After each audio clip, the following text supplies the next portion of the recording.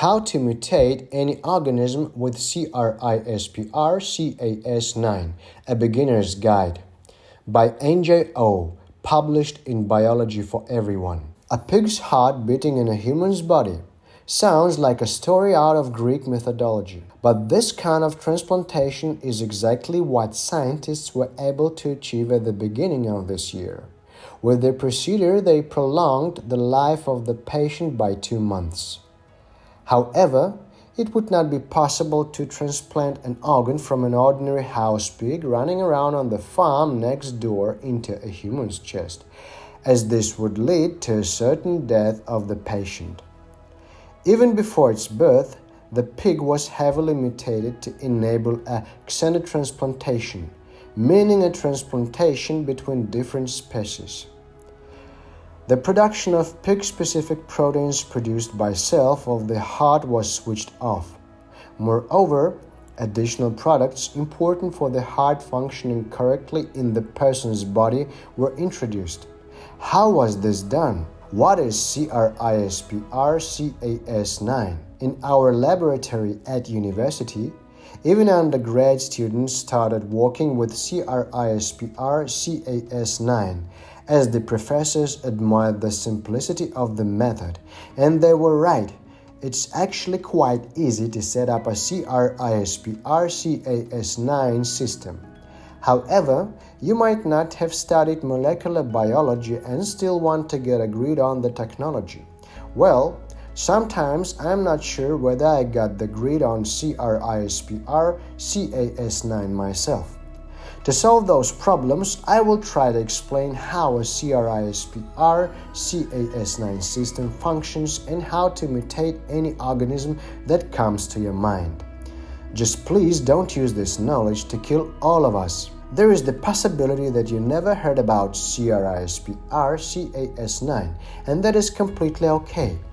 When I mentioned it to friends in the past, not less than 5 people asked me whether I was talking about a granola bar. CRISPR is the abbreviation for clustered, regularly interspaced short palindromic repeats. Even I have to look it up every time. And Cas9 is a CRISPR-associated protein, which just means it is important for the CRISPR system. The term CRISPR describes the components of the system in a cell. It consists of short repeats of DNA that are clustered, regularly interspaced, and palindromic. If you are confused at this point, I'm sorry, and I will try to untangle all of this. What makes CRISPR-Cas9 so cool is that you can artificially create these short repeats of DNA and use them for genetic manipulation of nearly all organisms on this planet, be it animals, plants, or bacteria. The origin of CRISPR-Cas9. To figure out how CRISPR-Cas9 functions, it is quite essential to understand its origin. Therefore, it is necessary to talk about a topic I would much rather prefer not talking about anymore. You probably heard about them once or twice in the last years. Viruses. They can be responsible for people feeling miserable for weeks, and nobody is particularly pleased to have them in their system. By nobody, I also mean bacteria. Yes, even bacteria can get infected by viruses, and because they're tiny and fragile, chances are high that an infection with the virus leads to their death. Millions of years of evolution, however, led to a bacterial immune system, CRISPR-Cas9. To understand the epic fight of bacteria against viruses, you first need to understand how viruses attack cells. A virus attack. Viruses are pirates and shapeshifters. It is hard to get what they really are, but scientists agree that they're neither animal nor bacteria. The reason for that is that they cannot reproduce on their own. They need an assistant who performs the reproduction for them, namely a host. And here is where the shape-shifting begins. To enter the cells of a host, they need a safe shell, a kind of submarine.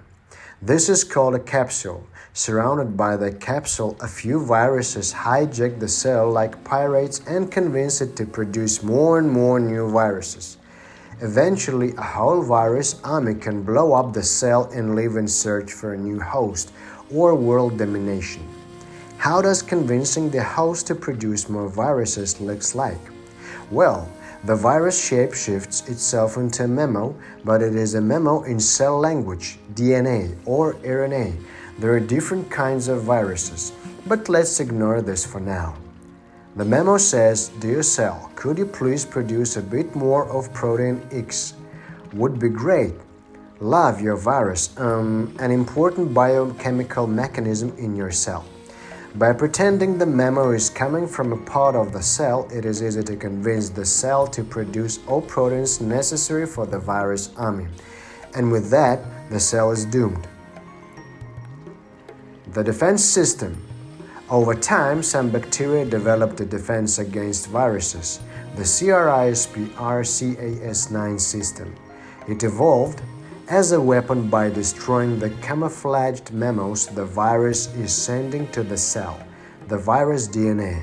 However, there is a little problem. The cell cannot just destroy any DNA it finds, because it needs quite a lot of DNA itself to function correctly. DNA. This is the code that carries all the information to create a living organism. Among other components, it consists of 4 different bases: adenine, cytosine, guanine, and thymine, short A, C, G, and T. If you combine these bases in particular order, you can encode close to anything. The gene named MC1R that defines your hair color starts like this: ATTCTTCCC AGGACCTCAGC. What can you do to identify the DNA of a virus? First, not that much. You do not know the identity or DNA of the virus as you never encountered them. If you are somehow still alive after the virus attack, however, you can do one thing. Remember, exactly in the same fashion the police does it, the cell creates a library with data about the viruses. This is space left on the bacterial DNA just for this case. To integrate parts of the virus DNA and keep these parts for later reference, find a paper on how they discovered this left space here. This space is quite special as it consists of palindromes, special bookshelves. "Damn it, I am mad" or "Mom" are palindromes. When you start reading from the beginning of the word, you get the same word as when you start reading from the last letter. A palindrome on the DNA could look like this: AATCTGGTCTAA. DNA palindromes cannot be translated into functional proteins, but they are far from useless. Palindromes can function as bookshelves. In between them, the information about the virus pirates can be stored. It looks like this: AATCTG information about the virus GTCTAA. And if a virus dares to enter the cell a second time, the cell is ready to defend itself. So, what happens when the virus tries its second attack? As normally, it encounters different proteins in the cell. However, due to bad experiences in the past, these doorkeepers are skeptical. Just to be sure, the library is checked for the DNA of the virus and the DNA is found. Now, 2 things happen. The cell locates the virus DNA. A weapon is created to destroy, read and react. For the first step, information stored in the library is necessary. This information can be transcribed from DNA into RNA. RNA, it is built up similar to DNA. Remember ATCG, and can act as a messenger. When a protein is needed in the cell, the information from the DNA is required. However, the DNA is a valuable library and without it the cell cannot survive. Therefore, it is stored in a secure place in the cell. the nucleus. To create a protein elsewhere, DNA is transcribed into RNA, and this RNA can now be used as a building instruction about how to create the protein. If anything happens to the RNA and it gets destroyed, it doesn't matter. The original copy of the information is still securely stored in the DNA.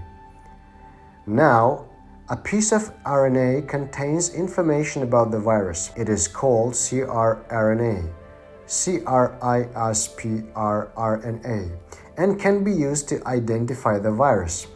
You can think of it as a photo of a rubber pinned to every tree in the forest.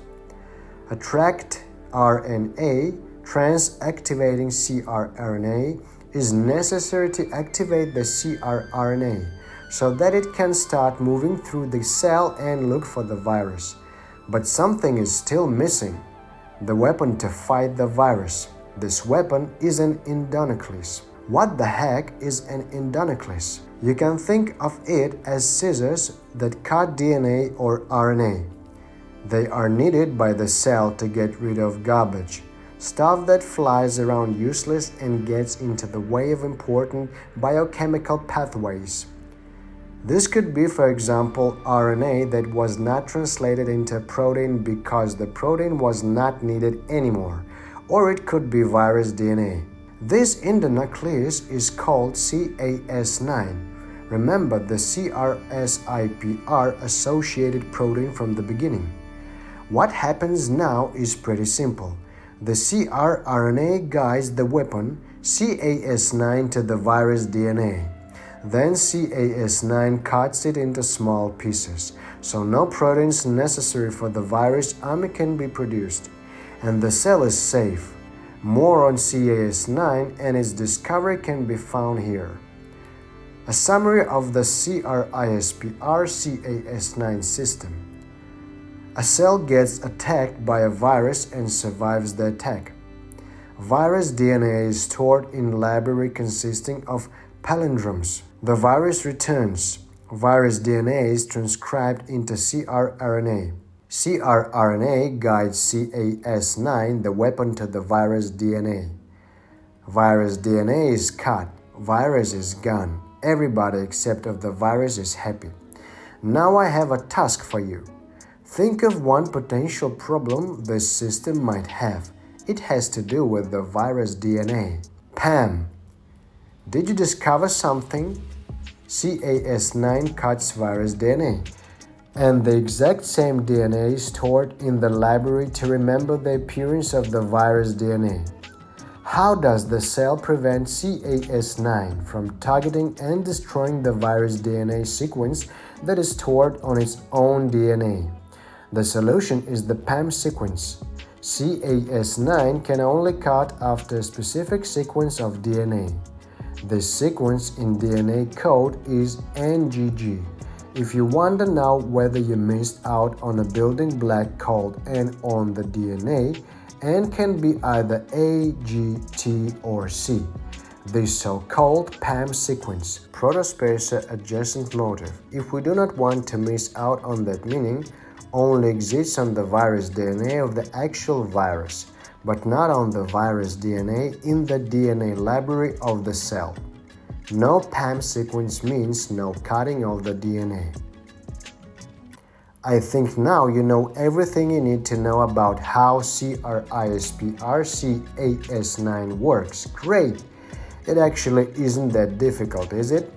If you know already a lot about CRISPR-Cas9 and think, but there's so much more to it, then this might not be the right article for you, sorry. How does it work in the lab?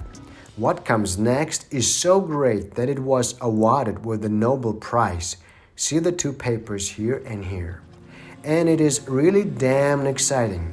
You can take the CRISPR-Cas9 system from bacteria and apply it to any other organism that comes to your mind. Cas9 cannot only cut virus DNA, but also any other DNA on this earth that has a PAM sequence. It only needs the RNA's cRNA and tracker RNA to guide it to the respective DNA sequence. The DNA that is cut does not function anymore. The protein that was encoded is not produced anymore. Whatever the protein was necessary for does not happen anymore. Shopping for DNA. Let's come back to the beginning of the article and the pig's heart. The basics of CRISPR Cas9 are hopefully understandable now, but we're still not even one step closer to a mutated heart. Guide RNAs are what brings everything together. You know about cRNAs already, the RNAs that guide the Cas9 scissors to their destination. But it is also possible to design these RNAs artificially. Those artificial RNAs are called guide RNAs, or short gRNAs, as they fulfill the exact same function. They guide Cas9 towards a destination. Imagine now that you want to mutate the pig's heart. Because you have intelligent fellow biologists, you already know that a part of the DNA in the cells of the pig's heart is responsible for encoding protein XY. Protein XY could lead to the heart being rejected by the human patient. So you would like to get rid of protein XY. The first thing you would do in the lab now is going to your computer and designing a guide RNA. 5 easy steps to order the right guide RNA. Go to a website as for example CRISPR.T4.net. Enter the DNA sequence of the DNA you want to get rid of, in this case the DNA sequence encoding protein XY. Get a list with all possible guide RNAs you can use. Now you can look at their efficiency and other factors and choose the 1 or 2 guide RNAs you like the most. Order your guide RNAs from a biotech company just like you would order a book from Amazon. Creating a shuttle. A few days later, your guide RNA arrives in the lab. What now? You somehow need to place your guide RNA in a cell, in the best case together with the endonuclease Cas9. Unfortunately, cells are small and you cannot just squeeze your guide RNA in there. First, because RNA is super small even compared to the size of a cell, and second, because it would quickly be degraded.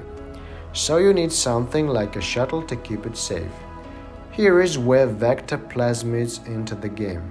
Plasmids are what keeps doctors up at night. They consist of circular DNA and occur in bacteria, but in contrast to DNA in the nucleus, bacteria do not need plasmids for their survival. They do not contain information about the regular growth or reproduction, but rather additional information that can be beneficial. For example, resistances against antibiotics. Bacteria can survive well without these resistances, but they have a great benefit if they are resistant. What makes plasmids cool but also dangerous is that they can get transferred between different bacteria. If one bacterial cell gains an antibiotic resistance, maybe because of a mutation on its plasmid, it can pass on this information to all the bacteria around. Plasmids are easy to extract from bacteria in the lab. Half an hour and you are done. Additionally, they are quite easy to mutate. 1 to 3 days dependent on the techniques you use. Find an example here. And you can be done as well. Let's bring guide RNAs and plasmids together. You can mutate a plasmid in a way that afterwards it contains DNA encoding the Cas9 endonuclease as additional information. In the next step, you mutate it again to contain also the guide RNA.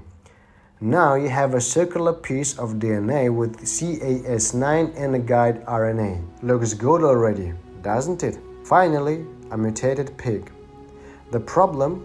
Your CRISPR Cas9 system is still not in the cells where you want it to be. Dependent on the organism you want to mutate, you need to choose a different method now. For plants, you would, for example, choose a different method than you would for mutating a pig's heart. Find the paper about what they did exactly in case of the pig here.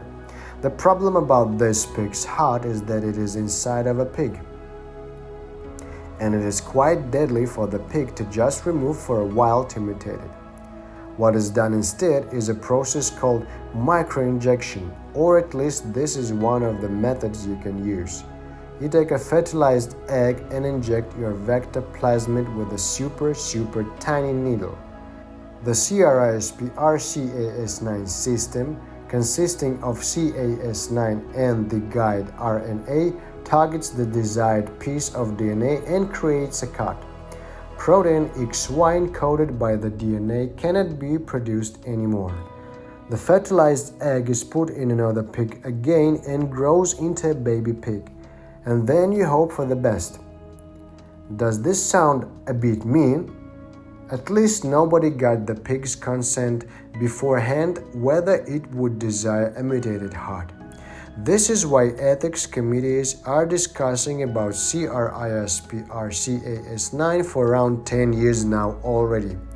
Another point that you cannot only switch off protein XY, you can basically switch off any protein you want. Does this create a pig with a heavy disease? Maybe, you never know. Final thoughts. Can you create a superhuman? First, it luckily is illegal to experiment on human embryos with CRISPR-Cas9 in most countries. But just talking theoretically, it depends on how you define the term superhuman. If you mean a person that is crazy intelligent and super strong, then probably not. This is the case because you still need a defined part of DNA you aim to mutate. On the human DNA, there is no such gene that encodes this human is super intelligent. Many genes contribute to human intelligence, and also factors like education are of course necessary to consider it. You would have to mutate parts of the human brain to increase chances of getting a super intelligent baby. But we still know so little about the brain, this probably would result in a catastrophe, meaning the embryo would die. The situation is different when we are talking about designer babies. This would mean that you could guarantee that a baby has blue eyes and is immune against disease X. Yes, in theory you could do that. Should you do it? This is a different question. Scientists discussed about for decades and still didn't come to a final conclusion. Some thoughts about tomatoes. CRISPR-Cas9 is cool because you can create super precise mutations in an organism. Think about tomatoes, for example. The tomatoes you find in the supermarket today look quite different from what the original tomato looked like 1,000 years ago. But it took years and years of trial and error to cultivate tomatoes until they reached their modern size and shape. And because you never knew which tomato in your garden was mutated currently and also not in what way, it was possible that a tomato would be huge and perfectly red, but also toxic. With CRISPR-Cas9, this would probably not happen, as you can be sure to mutate only the gene encoding this tomato is perfectly red and not accidentally change the gene encoding this tomato is not toxic at all. But in the wrong hands and applied without thinking further, it is a technique that can cause quite a lot of harm. I only ever use CRISPR-Cas9 on plants, and that way a crazily helpful tool. But I am just a biologist and not a philosopher, so I will leave you with your thoughts about the morality of CRISPR-Cas9. Hopefully, after reading this article, you feel like you are in a better position to judge. Write in the comments, what do you think about this article? Was it useful for you? You can find a lot of useful information on my YouTube channel.